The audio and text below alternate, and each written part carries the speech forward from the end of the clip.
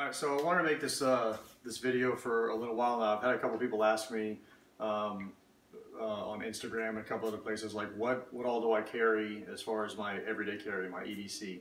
So I broke it all out and I'll repackage everything and put it back in the bags. But I just want to kind of go over, I'm not going to go over exactly how to use every single one of those items because that would take far too long. If you're into this kind of thing, you probably have a pretty good idea of how to use these items. But just as a general synopsis, I have two different bags that I carry depending on where I'm going and what I'm going to be doing. So Pam, come on in. You can kind of start this into the table. This is basically two identical sets of stuff. And what I did is I created two sets so that I don't have to constantly transfer stuff from one bag to the other. And I'll talk about the bags in a second.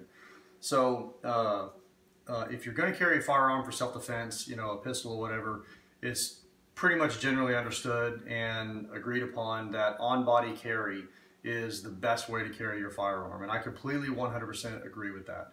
But there are times that it's either impractical or just impossible based on where you're going, what you're doing, what you're wearing. So rather than not have the firearm with me, I'd rather have the firearm in a bag that's either on me or super close to me. So with that as an understanding, and this is unloaded, this is one of the, made by Maxpedition, this is one of the holster types that I use. It's Velcro backed, and the two bags that I carry have the other half of the Velcro in the bag built into it with a CCW compartment. So that's how I carry the firearm in there. Everything else is just basically my first aid kit, okay, my personal first aid kit.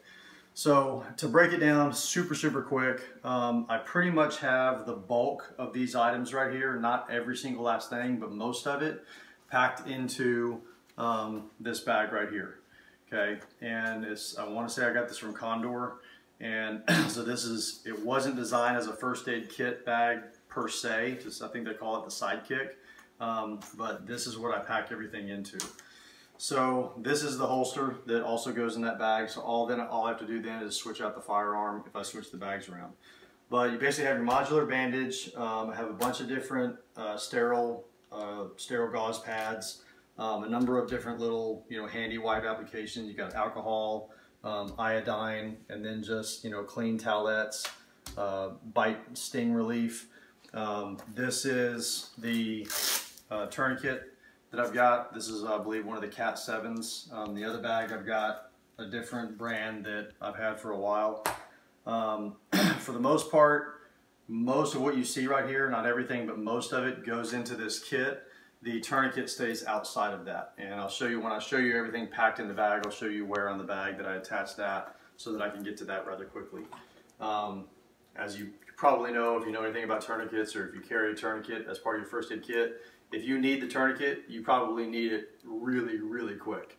So I don't tuck it away 5 layers into the bag. It's readily accessible very easily.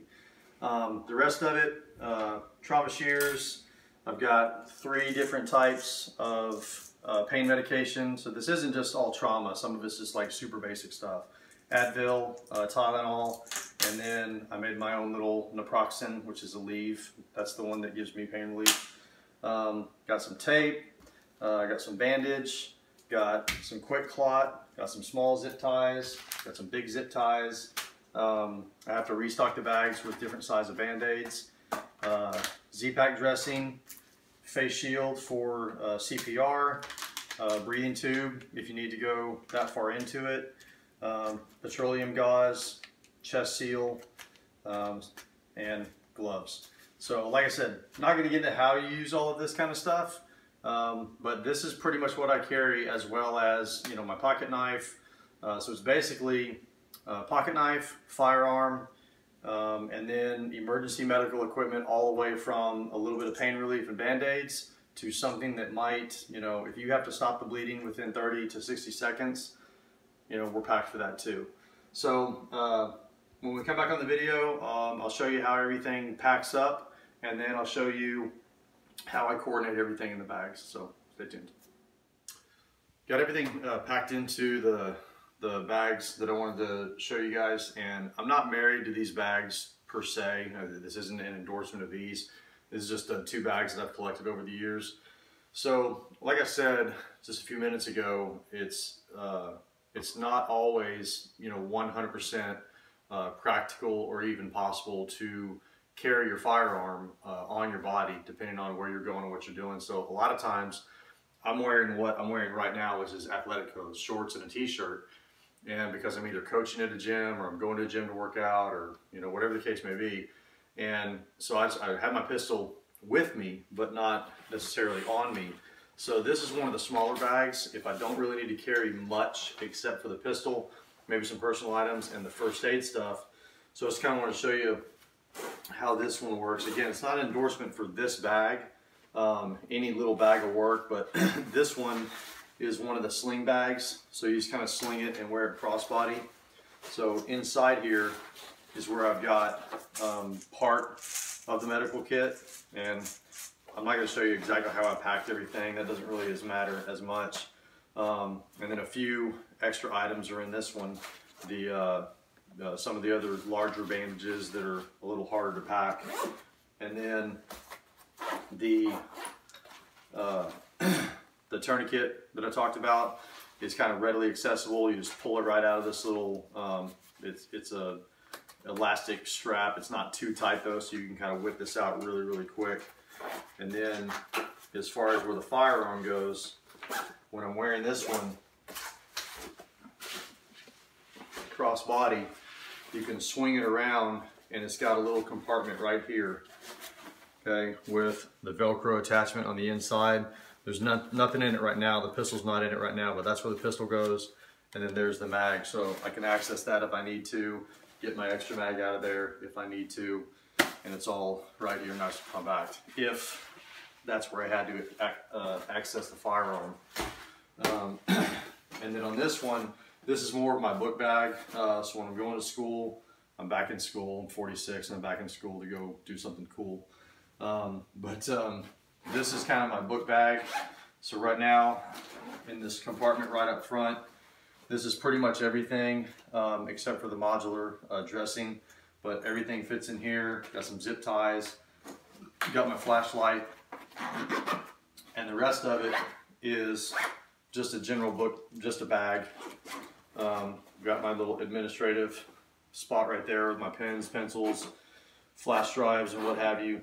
And then the compartment on this one, and then I put the tourniquet right over here externally on the strap, so that if I needed to get it right away, it's on the outside. And then same thing on this bag.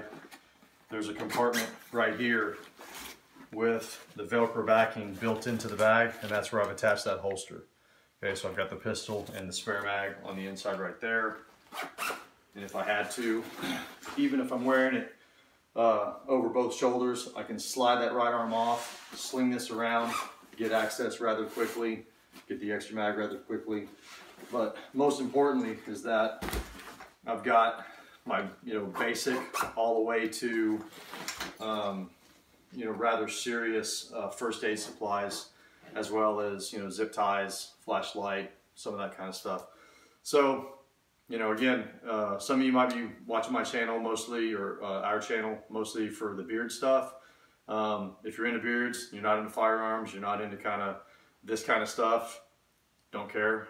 If you dig it though, I hope it helps. So somebody asked me about it, and so I figured I'd make a video about it. So if you have any questions, throw the comments down below. If you want to throw some kind of negative comment on there, don't waste your time, because I'm not going to respond to you.